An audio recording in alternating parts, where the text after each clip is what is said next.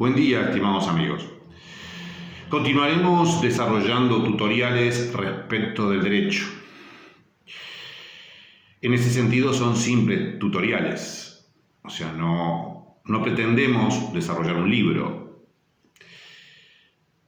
Tienen la precisión jurídica que corresponde a mi calidad de profesor, pero intentan llegar a la mayor cantidad de personas posibles.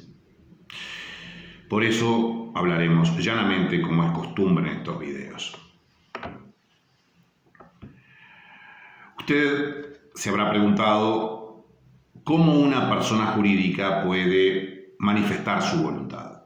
Así, por ejemplo, cómo el Poder Ejecutivo manifiesta su voluntad. Cómo un gobierno departamental manifiesta su voluntad, cómo un gobernador o una gobernación manifiesta su voluntad. Esto nos conduce al tema de hoy, la teoría del órgano administrativo. Soy Rubén Flores Dapkevicius. Esta pregunta se ha realizado durante mucho tiempo y especialmente a los comienzos del derecho administrativo. Se realizaron diversas teorías, se establecieron, se desarrollaron diversas teorías para explicar cómo se imputa la voluntad de una persona física a un órgano o a una persona administrativa. Las primeras teorías que vieron luz fueron la teoría de la representación y la teoría del mandato. Representación y mandato. Estas teorías se descartan en virtud de que no existe la persona jurídica todavía que pueda otorgar ese mandato. No existe un mandante para conceder el poder al mandatario. No existe un representado para conceder el poder al representante. Entonces se llegó a la teoría actual, la teoría del órgano administrativo. Las personas jurídicas expresan su voluntad mediante órganos. La teoría del órgano permite especialmente dos elementos determinantes. En primer lugar, distinguir a la persona física que integra el órgano de la persona física, de la misma persona física que actúa como particular. Me explico. Por ejemplo, el presidente de la República, como persona física común, se casa, compra un auto, una casa, etc. Allí actúa como un sujeto común, como usted, como yo, etc. Pero asimismo, en determinado momento, expresa la voluntad del órgano, Presidencia de la República. Actúa como persona física y actúa como soporte, como integrante del órgano.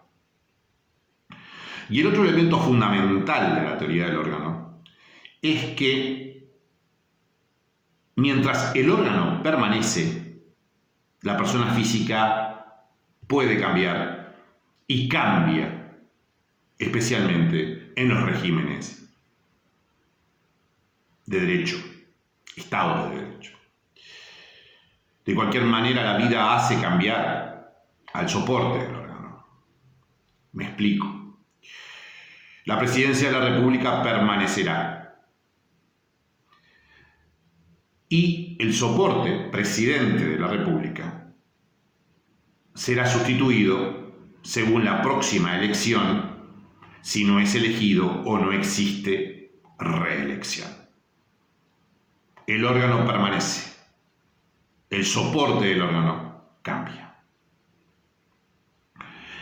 Existen diversas clasificaciones respecto del órgano administrativo. Así, órganos nacionales, o del Estado federal, y órganos territoriales, por ejemplo. Allí estamos viendo como criterio de clasificación el territorio. Órganos administrativos, legislativos, judiciales o jurisdiccionales. El criterio es qué función cumplen, qué función jurídica del Estado cumplen. También encontramos órganos unipersonales, integrados por una sola persona, por ejemplo el decanato de una universidad, y órganos pluripersonales como la Cámara de Senadores, integrados, uno de ellos está integrado por una persona y la Cámara de Senadores integrada por varias personas. Allí vemos la cantidad de soportes que tiene el órgano. Existen otras múltiples clasificaciones. Así, por ejemplo, órganos activos, que son los que realizan las tareas. Por ejemplo, la seguridad pública, que la lleva a cabo la policía, es una actividad, se realiza mediante administración activa. Y estos órganos de administración activa se distinguen de los órganos de contralor, por ejemplo, el Tribunal de Cuentas, de los órganos técnicos que realizan dictámenes, y aquí observamos claramente entonces la distinción entre órganos de administración activa, de contralor, de asesoramiento, etc. No me voy a detener más en las clasificaciones. Las clasificaciones importan cuando existe un régimen jurídico diferente para el objeto clasificado. Asimismo, el objeto clasificado puede ser clasificado de tantas formas como el intérprete las realice. Por tanto, estaríamos mucho tiempo y no es relevante. Simplemente hemos mencionado las principales clasificaciones. ¿Cuáles son los elementos del órgano? Los componentes del órgano.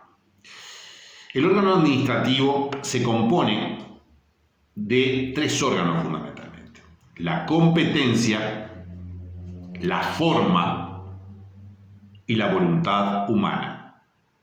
Competencia, forma y voluntad humana. También se entendió oportunamente que el nombre era importante, pero ello lo descartamos porque integra el elemento forma. Es entonces que para nosotros el nombre no es relevante. Podemos definir el órgano como la porción técnica a la cual, la porción técnica del Estado, en este caso, a la cual se le atribuyen determinadas tareas y funciones para un fin determinado con determinados cargos.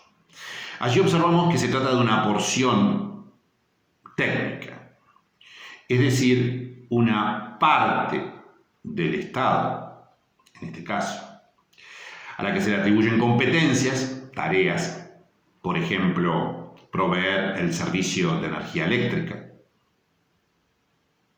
funciones, la función administrativa, función jurisdiccional, función legislativa,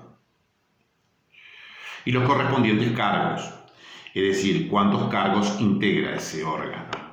Entonces es una porción técnica a la que se le atribuyen determinadas competencias y poderes para desarrollar esas tareas, competencias, mediante determinados cargos que expresarán la voluntad de ese órgano. La competencia, que es el primer elemento del órgano, es fundamental porque es lo que precisamente determinará los elementos, las tareas que realizará el órgano. Por ejemplo, entonces, cuando un órgano expresa su voluntad, si no es competente, el acto es absolutamente nulo. Es absolutamente nulo. Por eso la competencia es un elemento fundamental del órgano y es uno de los elementos o presupuestos del acto administrativo, en tanto determina el sujeto que va a dictar el acto. La competencia se desarrolla mediante los principios de especialidad, artículo 190 de la Constitución, y especialización. Asimismo, respecto de la competencia hay que tener en cuenta los poderes implícitos. Es decir, por ejemplo, la persona que industrializa agua potable para la población, esa es su competencia principal, industrializar agua potable. Generalmente no va a decir toda la competencia. Usted puede comprar, por ejemplo, cloro para potabilizar agua.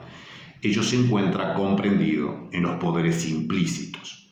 Esos son los poderes implícitos que, en definitiva, determinan las necesarias actividades o tareas. Los poderes implícitos determinan las necesidades y tareas que deben realizarse para poder efectuar la tarea principal.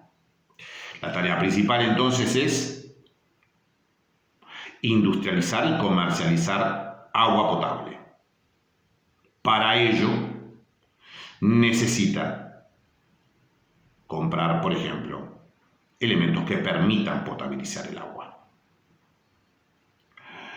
Los elementos de la competencia son el territorio, la materia y los poderes jurídicos. Estamos en el primer elemento del órgano, competencia. La competencia a la vez tiene tres elementos que son el territorio, la materia y los poderes jurídicos. El territorio es muy claro, es donde puede desarrollar sus cometidos. Así, el gobierno federal tiene determinada competencia. El presidente de la República tiene determinada competencia. Los gobernadores tienen determinada competencia. Los intendentes departamentales tienen determinada competencia y ello se desarrolla mediante el territorio. Los poderes jurídicos de la competencia refieren precisamente a las funciones jurídicas del Estado. Las funciones jurídicas del Estado se definen como poderes jurídicos. Las funciones jurídicas del Estado son la administrativa, la legislativa, la jurisdiccional y para mí también la constituyente. Por su parte, la materia es precisamente lo que determina la competencia, es la tarea principal. En el ejemplo propuesto,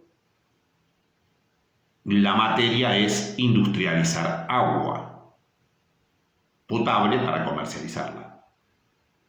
El poder jurídico es la función administrativa, porque no se legisla y no se juzga. Por otra parte,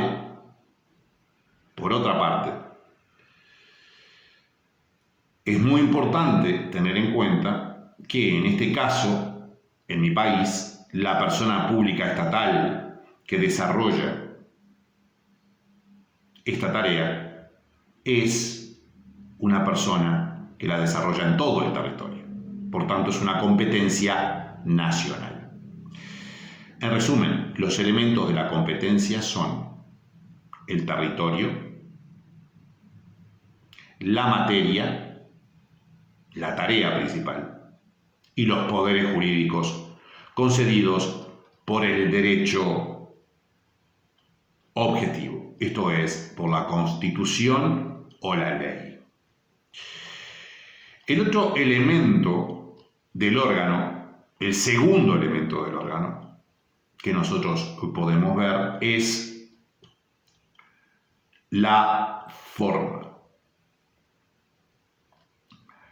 Hemos dejado de lado dos elementos de la competencia especialmente, pero los mencionaremos.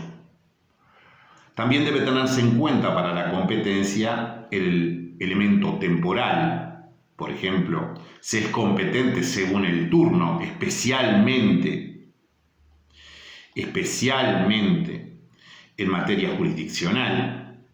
También se es competente según el grado, esto es, si es el jerarca o es un órgano subordinado. No son determinantes específicamente de la competencia, no son los más importantes elementos de la competencia, pero la pueden determinar. El grado por la posibilidad de revisión mediante el recurso de revocación y jerárquico, y el turno, en virtud de que existen órganos que actúan según el turno correspondiente, es decir, si están de turno o no. Por ejemplo, los juzgados, las fiscalías, etc. Y decíamos que otro de los elementos fundamentales del órgano, ya volvemos nuevamente a elementos del órgano, antes estábamos en el primer elemento del órgano, la competencia. Ahora el segundo elemento que vamos a ver que corresponde al órgano es la forma. Así existen, como decíamos en la clasificación, órganos unipersonales y pluripersonales. En los casos de los órganos unipersonales, la toma de decisión es muy simple. Es la voluntad de la persona que integra el órgano. El presidente de la República expresa la voluntad de la presidencia de la nación. En el caso de los órganos pluripersonales, por ejemplo, directorios, las cámaras, existe todo un procedimiento para la toma de decisión. Así, en primer lugar, en estos órganos colegiados, debe existir un procedimiento para la toma de decisión, como les decía. En primer lugar, la convocatoria a la reunión correspondiente. Esa convocatoria tiene día y hora, evidentemente. Generalmente se realiza un extractado respecto a los temas que se van a tratar en la reunión. Se hace un extractado, se dice vamos a tratar tal y tal tema. Debe existir un quórum para que el órgano pueda tomar decisión. Generalmente es la mitad más uno de los componentes del órgano. Puede existir una deliberación entre los componentes del órgano. Y por último, se toma la resolución. La resolución es por mayoría de presentes. Ese es el principio general. Los órganos pluripersonales toman su decisión por mayoría de presentes, salvo que la norma de asignación de competencia determine algo diverso. Así, por ejemplo, puede establecer que resulta necesario una mayoría absoluta de presentes integrantes del órgano. O sea, ya no son los que concurren a la toma de decisión, sino de todos se toma en cuenta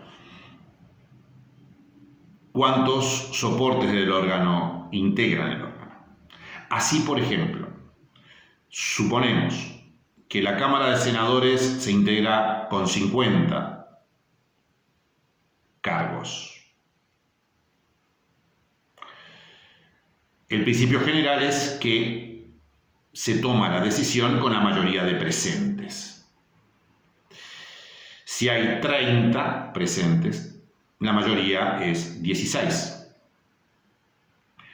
Pero la norma puede decir que se debe tomar siempre con la mayoría de componentes del órgano. En este caso también coincide con el número 16. Mayoría de presentes o mayoría de componentes del órgano. Mayoría de componentes del órgano ya es una mayoría especial que necesita texto expreso. También pueden establecerse mayorías de 3/5, de 2/3 de componentes del órgano. Estos casos de mayorías especiales es porque los asuntos son de especial interés. Es importante tener presente que en la convocatoria, como les decía, existe un extractado de los temas a tratar. En algunas oportunidades se presentan elementos fuera del acuerdo, fuera de ese extractado. Asimismo, existe la posibilidad, de principio, de que los integrantes del órgano pidan postergar un asunto para su mejor estudio. Más aún si existen elementos que no fueron informados, que serían tratados y que fueron presentados en un fuera de acuerdo. Por otra parte, el otro elemento fundamental del órgano es la voluntad humana. La voluntad humana es el tercer elemento: competencia, forma y voluntad humana. Los tres elementos que integran el órgano. La voluntad humana es precisamente la voluntad que el ser humano presta, al órgano para que éste pueda expedirse. Respecto de la voluntad humana, la misma puede estar viciada por error, dolo, violencia. La voluntad humana puede estar viciada por error, dolo, violencia. También puede estar viciada por incompetencia, pero ya allí vamos a otro elemento. Debe distinguirse la voluntad humana de la persona física común, como decíamos hoy, de la voluntad humana prestada al órgano. Así, un gobernador, por ejemplo, compra regalos para sus hijos. Y allí está actuando en forma de persona común y corriente, como todos nosotros. Pero también ese gobernador en determinado momento presta su voluntad para expedir la voluntad del órgano gobernación.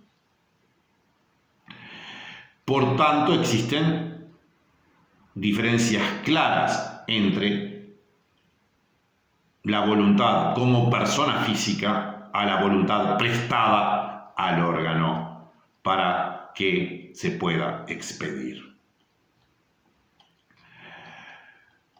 Si este video te pareció lo suficientemente informativo, te sugiero que te suscribas al canal, acciones la campana y seguirás recibiendo videos de esta naturaleza o de actualidad relevante. Te deseo una excelente jornada. Fuerte y fraternal abrazo. Hasta pronto. Hasta el próximo video.